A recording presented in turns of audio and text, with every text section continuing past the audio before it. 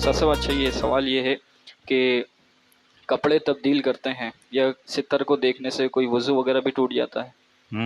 عوام میں یہ غلط فہمی ہے کہ باوضو تھا، اس نے اب کپڑے تبدیل کیے، یا اپنے ستر پہ نگاہ پڑ گئی، شرم کی جگہ پر نگاہ پڑ گئی، یا چھوٹے بچے کو دیکھا وہ ننگا ہے اس کے اوپر نظر پڑ گئی، تو بعض عوام میں یہ غلط فہمی ہے کہ وضو ٹوٹ گیا، تو وضو اس سے نہیں ٹوٹتا، اپنا یا غیر کا ستر دیکھنے سے وضو نہیں ٹوٹتا۔ اسی طرح کپڑے بھی اگر کسی نے تبدیل کیے تو اس سے بھی وضو نہیں ٹوٹے گا۔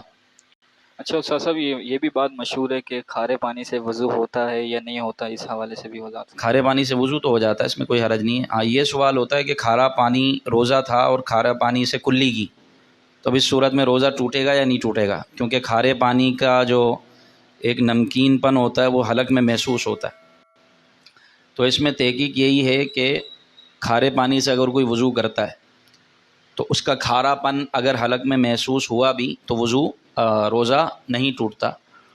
البتہ پانی نہیں جانا چاہیے حلق میں، ہاں حلق میں پانی اتر گیا پھر تو روزہ ٹوٹ جائے گا، کیونکہ یہ اس کھارے پانی کا اپنا ایک ذائقہ ہے، جس طرح میٹھے پانی کا ذائقہ ہوتا ہے، تو ہم کلی کرتے ہیں تو پانی کی خنکی اور اس کی مٹھاس حلق میں محسوس ہوتی ہے، ہاں تو اس سے بھی روزہ نہیں ٹوٹتا۔ تو اسی طرح کھارے پانی کا جو کھارا پن ہے اگر یہ حلق میں محسوس ہوا تو اس سے روزہ تو نہیں ٹوٹے گا، لیکن یہ احتیاط کرنی کہ پانی حلق سے نیچے نہ اترے، صحیح۔ تو اس لیے اس میں یہ احتیاط ہے۔